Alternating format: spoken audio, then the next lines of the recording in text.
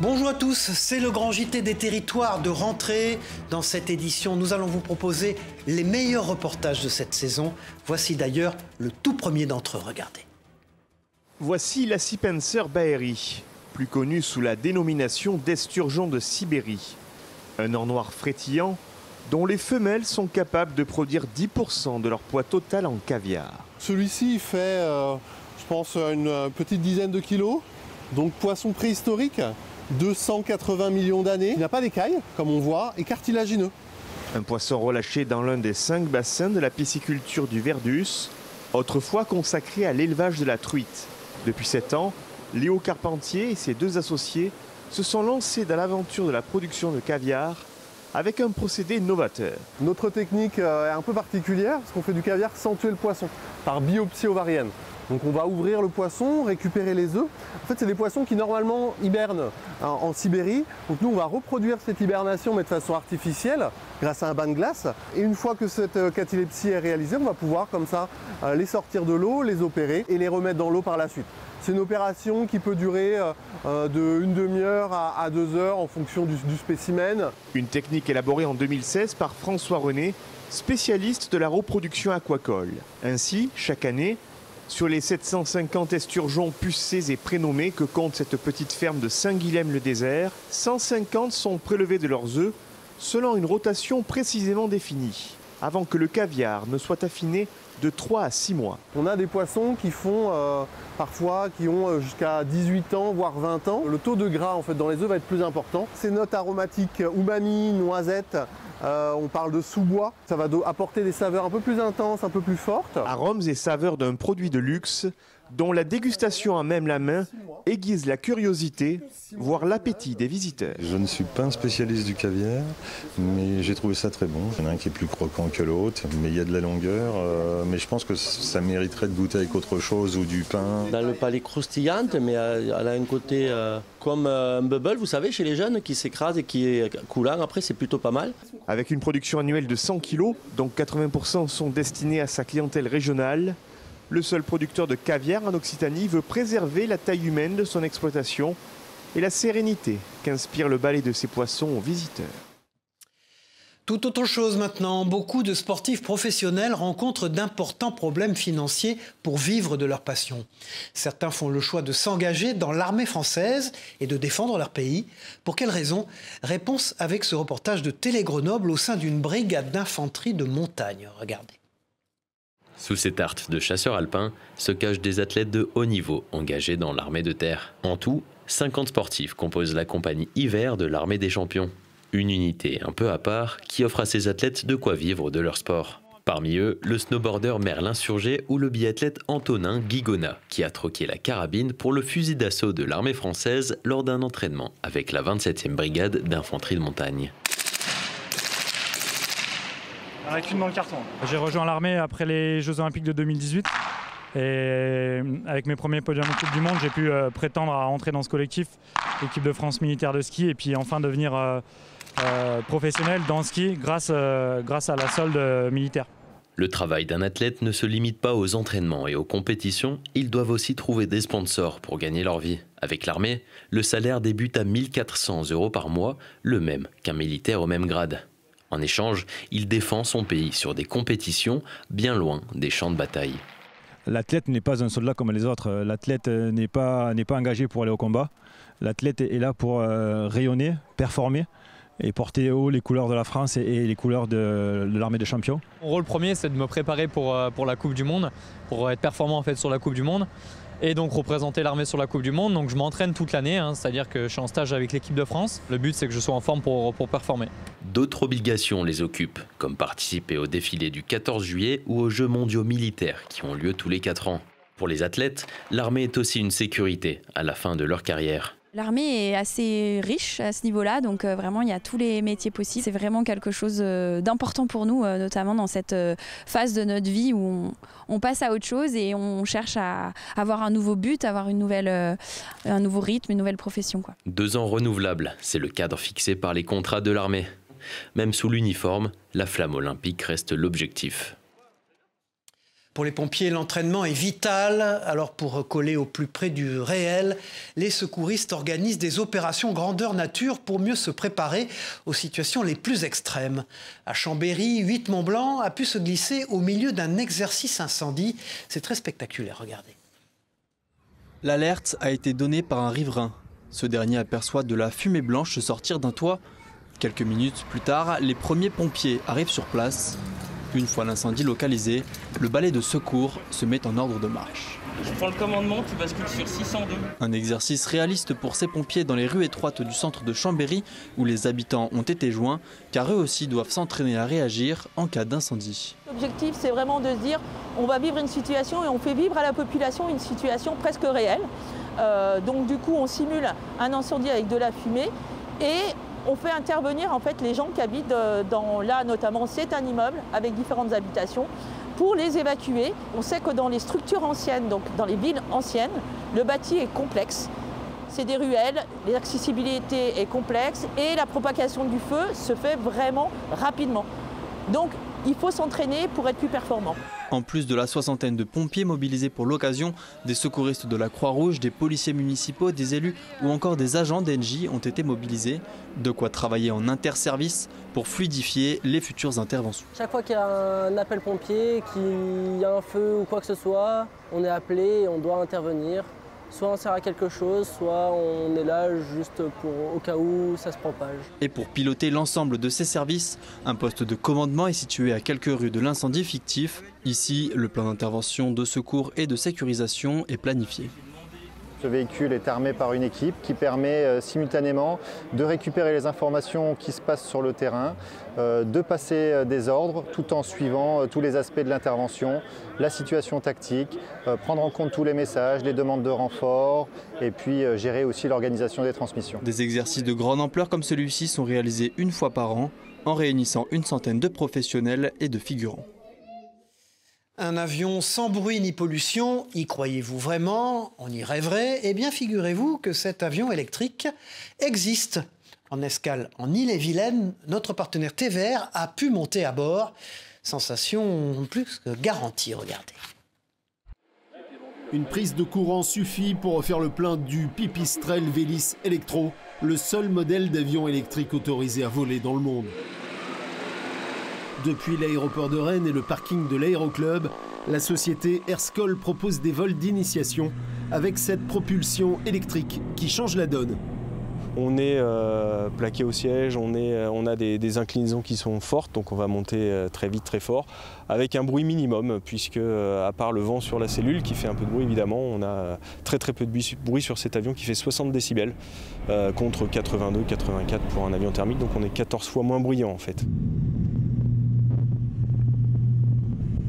Vous avez vu, hein, finalement, l'avion, on met quelques interrupteurs en marche et ça y est, c'est parti. La puissance qui arrive tout de suite.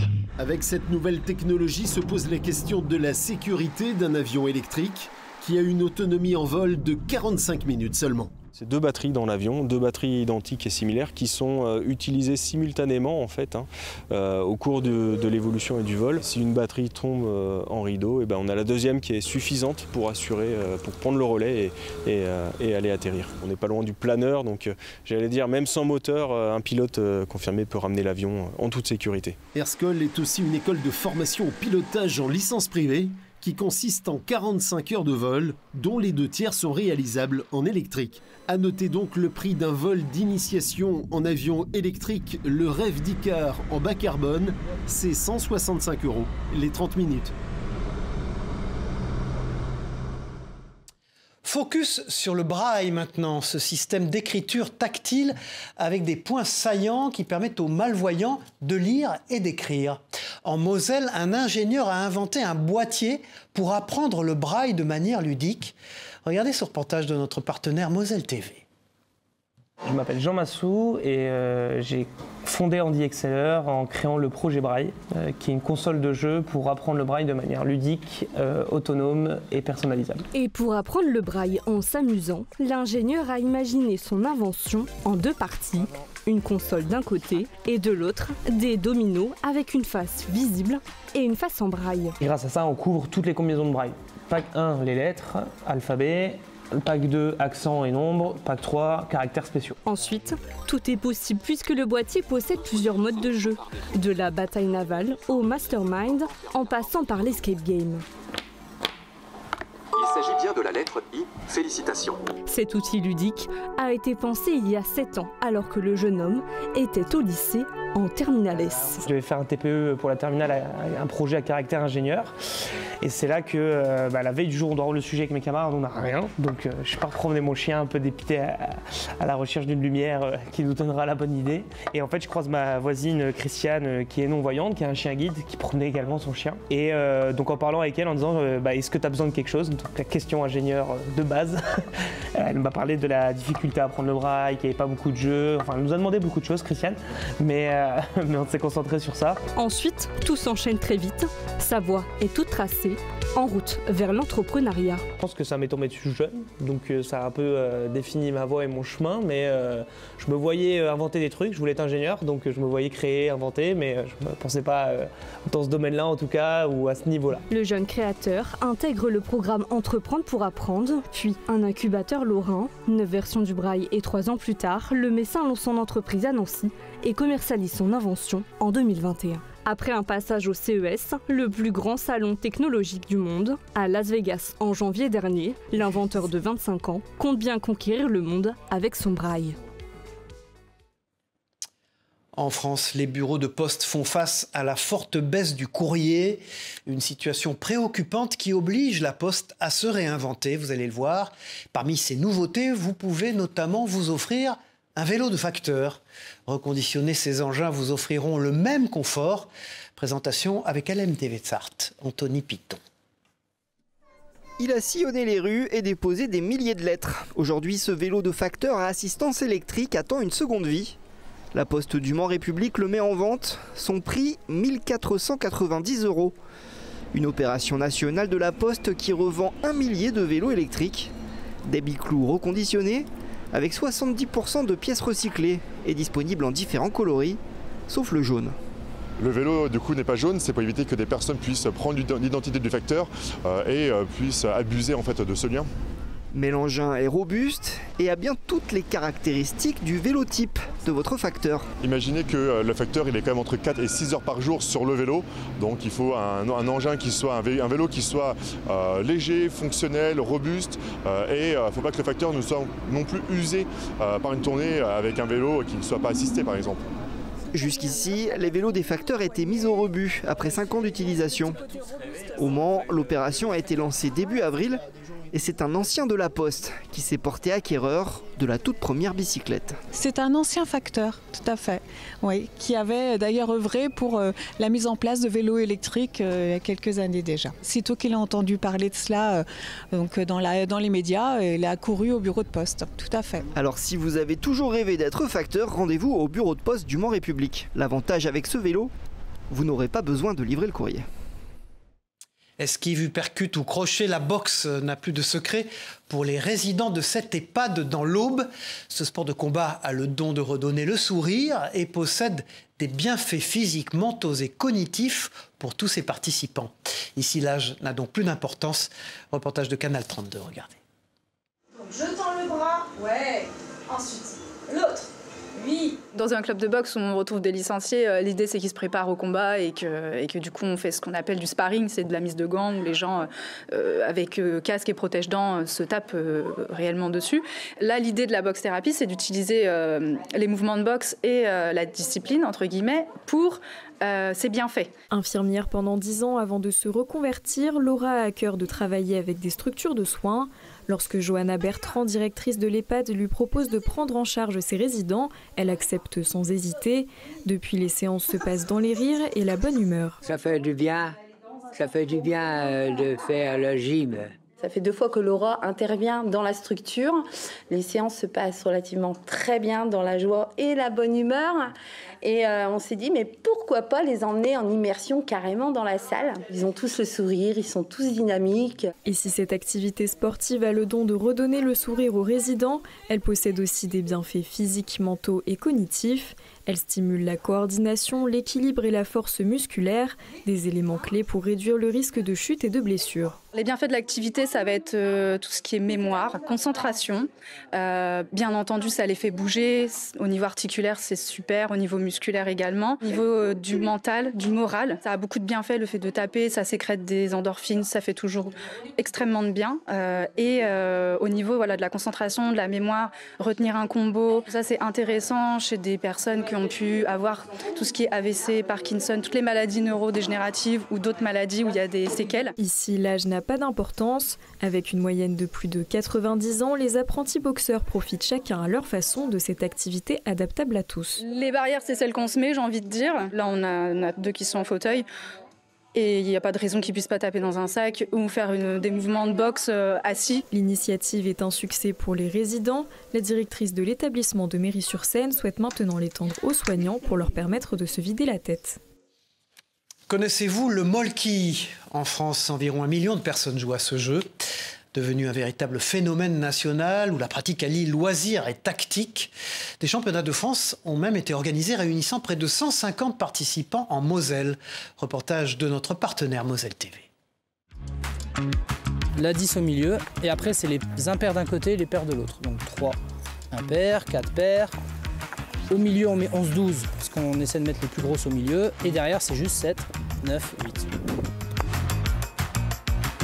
Au molki, le but c'est toujours le même, faire 50 points, mais il y a tellement de manières différentes de le faire. On peut faire 10 parties et gagner de 10 manières différentes. Près de 160 participants venus de toute la France cherchent à obtenir le titre de Florentin. Mais oui monsieur.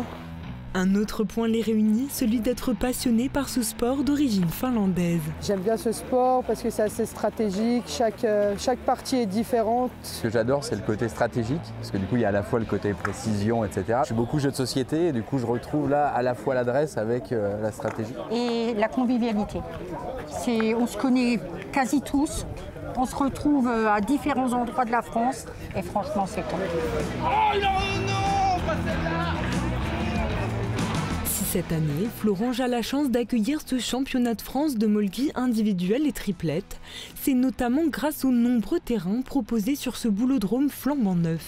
Mais pas uniquement, puisque la discipline est particulièrement implantée sur la région. Nous sommes en Lorraine très nombreux à jouer au molki. Il y a 12 clubs en Lorraine. Et sur la France, on est environ 65 clubs à jouer. C'est accessible à tout le monde. Donc forcément, ça fédère le plus large panel possible au niveau des âges. J'adore la pétanque parce que ça fait 40 ans que je joue, mais le molki, il y a un petit plus, c'est beaucoup plus tactique. C'est un peu la tactique du billard avec l'adresse de la pétanque. Certains événements où on fait découvrir qu'il y avait beaucoup de molki en Lorraine, surtout avec les belles installations qu'on a là. On a de la place pour tout le monde et voilà, c'est génial. Créée il y a 2 ans désormais, la section molki du club de pétanque de Florange accueille volontiers les nouveaux adhérents, et ce, quel que soit leur âge. Véritable emblème de la gastronomie bretonne, le kouign-amann est une spécialité à base de pâte feuilletée, de beurre et de sucre caramélisé. Originaire du Finistère, c'est pourtant un boulanger d'Ille-et-Vilaine qui a reçu cette année le titre de meilleur kouign-amann de Bretagne. Partons tout de suite découvrir les secrets de fabrication avec ce reportage de TV Rennes. Et n'oubliez pas vos couverts et votre assiette. Voici le meilleur kouign-amann de Bretagne. Non déplaise aux Finistériens, il a été conçu ici à Béton par Frédéric Lecam. Et pour ce faire, c'est tous les employés de la boulangerie qui ont mis la main à la pâte. Chacun me donnait sa version. Alors il y en a, c'était pas assez cuit, trop salé, trop de caramel. Donc à chaque fois, j'essayais de modifier les critères pour que ce soit unanime à la fin. Au bout d'un moment, ils m'ont dit, bah là, celui-là, il est bien, il est abouti. Alors je sais pas si c'était du lard ou du cochon, parce qu'ils en avaient tellement marre de manger du kouign-amann que peut-être qu'à la fin, ils m'ont dit, oui, celui-là, il est bon. Enfin, pour finir, je suis parti sur la recette qu'on avait déterminée. Cette année, c'est vous le meilleur, quoi. C'est moi le meilleur. Je prends. Pour ce costarmoricain, c'est la consécration après 4 tentatives, dont la première, il y a plus de 20 ans. C'est vraiment un prix qui me plaît parce que j'aime bien le kouign-amann, je suis breton pur beurre, on va dire. Dans nos professions, aujourd'hui, il faut toujours aller plus vite Donc gagner un produit traditionnel, je trouve que c'est super. Et quand on lui demande le secret, que ce soit croustillant autour et puis bien moelleux à l'intérieur. Et qu'il y ait un bon goût de caramel. Le boulanger remettra son prix en jeu l'année prochaine, même s'il a avoué espérer le garder quelques années. Voilà, on reste dans l'alimentaire. La pizza est un emblème de la gastronomie italienne. Chorizo, champignons, fromage, à vous de choisir ce que vous préférez. Mais au milieu de la carte de Jean-François, vous allez le voir, se glisse un extra, une pizza sucrée. Grâce à sa recette, il a réussi à décrocher la 3e place au championnat de France de pizza. Reportage de Vosges TV, regardez. Comme tous les mercredis, le camion à pizza de Jean-Pierre s'installe à Moyen-Moutier. Mais ce soir-là, en plus des pizzas traditionnelles au feu de bois, le jeune pizzaiolo de 29 ans a proposé un extra aux clients, une dégustation de sa pizza sucrée qui lui a permis de décrocher à Paris en avril dernier la 3e place au championnat de France de pizza dans la catégorie dessert. Hop là, madame. Il avait choisi de revisiter la tarte au citron meringuée avec un fond à base d'une pâte biga préfermentée dont la cuisson se doit d'être parfaite. Ça fait un peu plus d'1 an que je travaille sur la pâte. C'est une pâte avec 2 sortes de farine, 100% italienne. Il y a une maturation de 24 heures et après la pâte elle repose 48 heures, donc en tout 72 heures, ce qui fait qu'elle est hyper digeste et légère. C'est une cuisson parfaite parce qu'on peut la tenir sur 3 doigts sans qu'elle s'affaisse. Vient ensuite l'ajout des ingrédients avec 2 sortes de meringues, suisse et française, du citron sous la forme de crémeux, coulis et confit, un peu de barbe à papa au citron vert et la touche finale de l'amande fraîche de son jardin. Comment vous la trouvez? Très bonne mais surprenante, un mélange de saveurs qu'on n'attend pas sur une pizza, mais franchement une bonne surprise. Pour être honnête avec vous, normalement pour moi une pizza c'est pas sucré, et ben là c'est une excellente surprise. La meringue est fantastique, le citron, tout est bon, la pâte est très bonne, c'est très croustillant, c'est onctueux en même temps, donc c'est parfait. Jean-Pierre, jusqu'alors cuisinier, est devenu pizzaiolo, attiré par cette institution de la gastronomie italienne, la pizza. Et j'ai découvert presque une passion. Le système d'empattement, il y en a tellement de différents et il y a tellement de possibilités de s'amuser. Et son patron n'est pas peu fier de le compter dans son équipe. On le suit, on l'encourage et en tout cas on sera toujours avec lui pour qu'il continue comme ça. C'est une très bonne recrue pour nous et on veut le garder le plus longtemps possible et qu'il nous gagne plein de concours. Les Napolitains n'ont qu'à bien se tenir car Jean-Pierre compte encore améliorer son savoir-faire et se prend à rêver de décrocher le Graal à Rome, le titre de champion du monde de la pizza.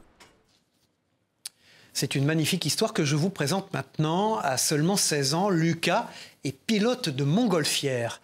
Il est d'ailleurs le plus jeune pilote de France. Et pour son premier vol en autonomie, notre partenaire La Dépêche du Midi a pu monter à bord avec lui. Il nous explique sa passion transmise par son père. Regardez. On a la température, on est à peu près à 15 degrés. On regarde du coup le poids qu'on peut porter, 346 kg. Mon père est pilote et mon voisin aussi, et du coup je suis presque né dedans. Et du coup ça m'a donné envie d'être le plus jeune pilote de France. On est en train de faire un vol en montgolfière avec mon père à côté, du coup, en montgolfière aussi. Et voilà, c'est mon premier vol en tant que pilote. Ouais, je suis content du premier vol, ouais. Puis c'est un beau paysage, beau vol, beau terrain. Avec le père, du coup, c'était bien. Le prochain, pour quand? Je sais pas encore, on verra avec la météo. Voilà, on peut les voir aussi en montgolfière, si vous avez vu le sujet précédent. La France regorge de très beaux paysages partout dans nos régions.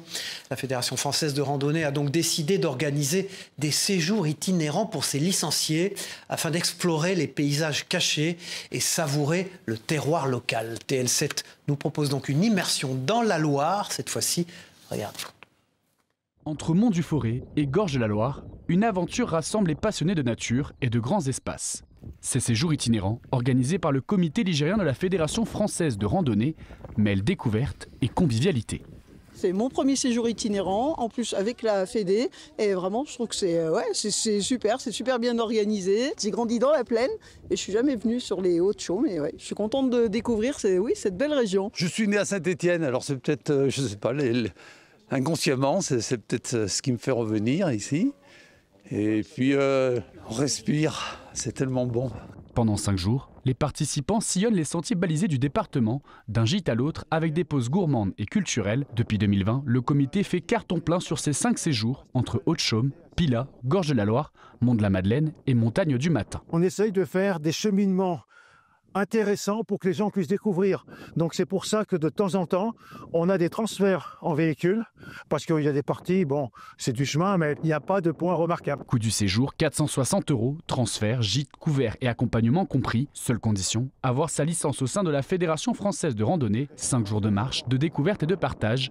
Des séjours qui prouvent que la Loire a plus d'un sentier à offrir, pour les amateurs de nature comme pour les curieux de terroir. Et puis pour terminer cette édition, laissez-moi vous présenter l'abbé François-Xavier Brantôme.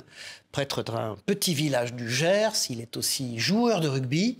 Il distribue les sacrements le dimanche matin et les plaquages l'après-midi. 2 influences autour d'une mission, le sacrifice. Écoutons ce prêtre au micro de notre partenaire de la Dépêche du Midi. La messe, on dit que c'est le sacrifice ou le renouvellement du sacrifice du Christ. Et au rugby, j'ai été très marqué par un entraîneur que j'ai eu à Montréal. À chaque fois qu'on prenait le ballon, qu'on recevait le ballon sur un coup d'envoi, il nous hurlait dessus, sacrifice, sacrifice, sacrifice. Parce que le rugby, comme c'est un sport où on fait des passes en arrière, on est obligé d'aller au sacrifice. On réserve une prière pour l'avant-match et une autre prière pour après le match.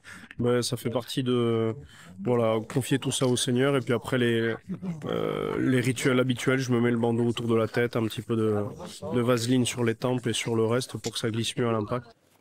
Voilà, c'était le grand JT des territoires de rentrée. Merci de nous avoir suivis. On se retrouve très vite pour une nouvelle édition. Au revoir à tous.